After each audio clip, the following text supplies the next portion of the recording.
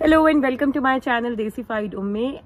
आज की वीडियो में मैं एक ऐसी बात शेयर करना चाहती हूँ आप लोगों से, जो कि जब मुझसे किसी ने पूछी तो मैं बहुत ज़्यादा सोच में पड़ गई थी कि इसका क्या जवाब होना चाहिए। लेकिन इस पर बात करनी बहुत ज़रूरी है क्योंकि ये एक बहुत कॉमन मिस्टेक है जो हम लोग करते हैं, स्पेशली जो न्यू कमर्स होते हैं। जब आप किसी भी नई कंट्री में जाते हो या आप यूके में आ रहे होते हो तो ये मिस्टेक हम लोग बहुत कॉमनली करते हैं और इसको बहुत अवॉइड करना चाहिए।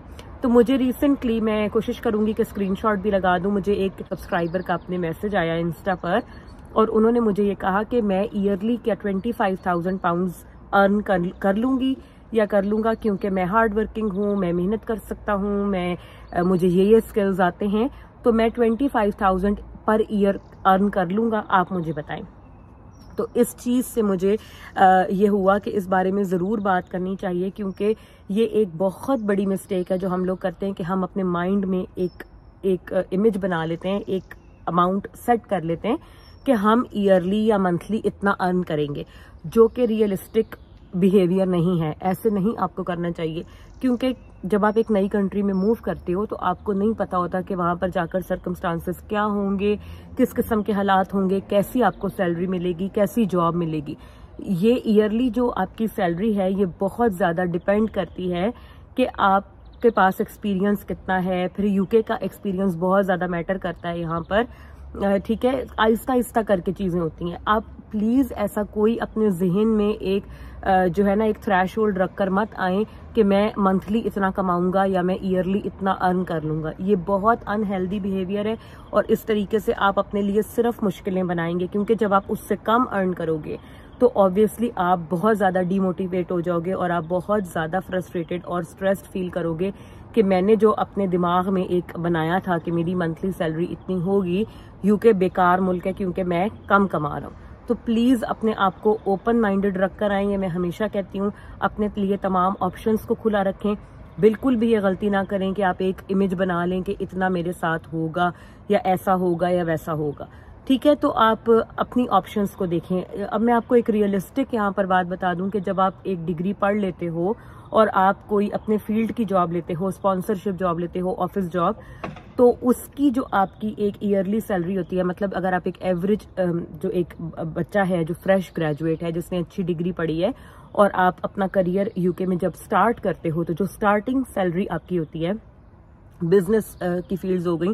इसमें मैं ये बात क्लियर कर दूं कि इसमें मैं डॉक्टर्स की, नर्सेस की, मिडवाइफ्स की, लॉयर्स की बात नहीं कर रही हूं जो कि प्रोफेशनल डिग्रीज होती हैं, उनकी स्टार्टिंग सैलरी की बात नहीं कर रही हूँ। एक नॉर्मल ऑफिस जॉब, अकाउंट्स की हो गई या बैंकिंग की हो गई या बिजनेस रिलेटेड हो गई, आईटी की हो गई, उसकी बात कर रही हूँ, ठीक है। तो एवरेज जो एक स्टार्टिंग सैलरी है वो 17 से 18,000 पाउंड पर ईयर होती है, ठीक है। तो ये भी तब आपको मिलती है जब आपके पास यूके की डिग्री होती है, आपके पास एक्सपीरियंस होता है, तो फिर आपको इतनी सैलरी भी मिलती है। तो ये 25,000 जो है ये एक बहुत अच्छी सैलरी यहाँ पर कंसिडर की जाती है, मतलब एक बहुत अच्छा स्टार्टिंग पैकेज। और ये आपको तब मिलता है जब आपके पास 1-2 साल का एक्सपीरियंस हो, आपके पास बहुत अच्छी सर्टिफिकेशंस हो, अच्छी विद डिस्टिंक्शन आपके पास डिग्री हो, फिर आप इतना एक्सपेक्ट कर सकते हो। अगर आप अपने जहन में ये टारगेट रख कर आओगे कि मुझे यूके जाते ही 25,000 ईयरली की कोई जॉब मिल जाएगी, तो ये इतना ज़्यादा रियलिस्टिक कोई एक्सपेक्टेशन नहीं है। ये बात मैं आपको इसलिए बता रही हूँ क्योंकि यहाँ पर ऐसी चीज़ें काम नहीं करती। जब आप आओगे और आते ही जो जिस तरह की जॉब्स आपको मिलेंगी वो ईयरली काउंट आपकी सैलरी नहीं कर रहे होते, वो आपको वीकली देते हैं salary. Mostly cash in hand jobs अगर आप नहीं भी करते हो, आप किसी स्टोर पे भी जाते हो या आपको मंथली भी अगर सैलरी आती है तो उसमें आपका ईयरली का वो एक काउंट हो सकता है। पर अगर आप कहीं पे वीकली सैलरी ले रहे हो तो उसमें आपके लिए ईयरली काउंट वो नहीं करते, वो बस आपको ये बता देते हैं कि वीकली आपको 300 पाउंड मिलेगा या वीकली आपको 400 पाउंड मिलेगा। तो ये आपने कैलकुलेट करना होता है। प्लस टैक्सेस को आपने बहुत ज्यादा जहन में रखना है। आप सिर्फ ये मत सोचें कि 25,000 पर ईयर आपको मिलेगा तो उसको आप 12 पे डिवाइड कर लेंगे और आपकी बहुत अच्छी सैलरी हो जाएगी। एक थ्रेशोल्ड होता है, ठीक है। 12,000 एक उसकी अमाउंट है, वो मैं यहाँ पर लिख दूंगी। ऑलमोस्ट 12,500 जो इनिशियल आपकी सैलरी के होते हैं उस पे आप कोई टैक्स नहीं देते हो, लेकिन 12,500 से ऊपर जितनी भी आपकी ईयरली सैलरी होती है उस पे आपके टैक्स स्लैब के हिसाब से टैक्स भी कटता है। तो अगर आप 25,000 ईयरली की सैलरी ले रहे हो तो आपका पर मंथ अच्छा खासा 150-200 पाउंड उस पर टैक्स भी कट जाएगा। तो कटा के आपको सैलरी उतनी ही मिलेगी जितनी के एक नॉर्मल सैलरी होती है। तो इसलिए चीज़ों को रियलिस्टिकली देखना बहुत ज़्यादा ज़रूरी है और फॉल्स एक्सपेक्टेशंस अपने माइंड में नहीं बनानी चाहिए।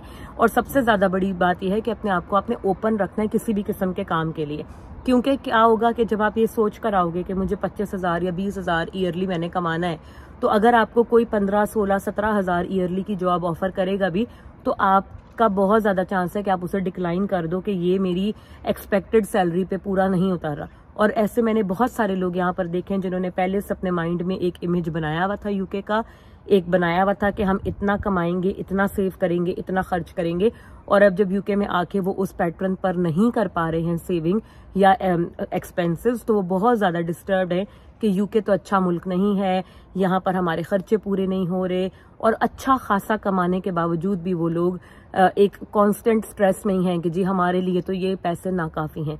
सब्र शुक्र करें, जितना आपको मिलता है उसको अच्छे तरीके से मैनेज करें, उसमें से सेविंग करने की कोशिश करें, बेहतर करने की कोशिश करें, लेकिन मायूस कभी भी ना हो। स्टार्टिंग में जो भी आपको मिले जॉब, शुक्र करके आप उसको वेलकम करें, मेहनत करें उसके अंदर, और फिर साथ साथ अपने आप को इम्प्रूव करें। बेहतरीन हासिल करने के चक्कर में कभी भी जो बेहतर चीज़ आपको मिलती है उसको आप लेट गो मत करें। जो चीज़ आपको मिल रही है उसको पहले आप ग्रैब करें, उसमें आप एक्सेल करें, और फिर आप अपने अंदर इम्प्रूवमेंट लाएंगे तो फिर यूके आपके लिए बहुत अच्छा और एक अमेजिंग जो है एक्सपीरियंस क्रिएट करने वाला मुल्क बनेगा। लेकिन अगर आप अपने लिए खुद से मुश्किलें पैदा करेंगे तो फिर आप कभी भी यहाँ पे सेट नहीं हो पाओगे।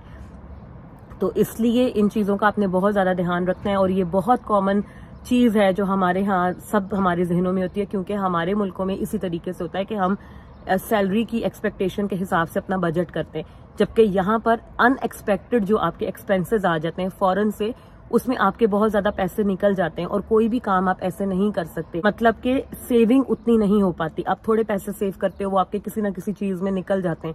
आप आओगे, आप थोड़ी सी सेविंग करोगे, मे बी फिर आप उससे कार ले लो, फिर आपके पास सेविंग खत्म हो जाएगी, फिर आप और सेविंग करोगे, इतने में आपकी डिग्री खत्म हो जाएगी, आपको PSW के लिए पे करना होगा, वो सारी सेविंग आपकी नया वीजा लेने में चली जाएगी, फिर आपको नए सिरे से सेविंग करनी पड़ेगी, फिर आप कुछ और काम करोगे। तो यहाँ पर आप एक कांस्टेंट उस स्ट्रगल में रहते हो कि आप अर्न करते हो, सेव करते हो, उससे आप अपना कोई एक बड़ा काम कर लेते हो, फिर आप अर्न करते हो, सेव करते हो, फिर तो ये एक कांस्टेंट साइकिल है, एक कांस्टेंट चक्की है जिसमें आप पिसते हो, और आप कोई अपना सेविंग्स अकाउंट वैसे मेंटेन नहीं कर सकते जैसे इंडिया पाकिस्तान में हमारा एक कॉन्सेप्ट होता है कि एक लगी बंदी सैलरी आ रही है और उसमें से हमारा एक कांस्टेंट पोर्शन जो है वो सेविंग्स में जा रहा है, जिसमें से हम घर बना लेंगे या हम कोई अच्छा फ्यूचर अपना सिक्योर कर लेंगे। वो वाली स्टेज यहाँ यूके में 5 या 6 सालों के बाद आती है, जब आप कोई बड़ी सेविंग, अपने किसी लाइफ सेविंग जिसको आप बोलते हैं, वो आप कर पाते हैं।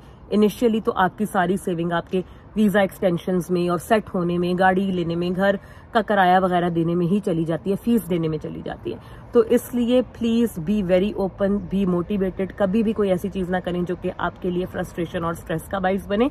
आई होप कि मैंने इस पॉइंट को अच्छे से क्लियर किया होगा। अगर आपके और कोई भी क्वेश्चंस हो तो आप इस वीडियो के नीचे कमेंट करके मुझे जरूर बताइएगा। वैसे भी कमेंट जरूर कीजिएगा। अगर आपको वीडियोस पसंद आ रही हो, do like and share my content, subscribe to my channel, and take very good care of yourself. I will see you guys in another video very soon. Bye bye.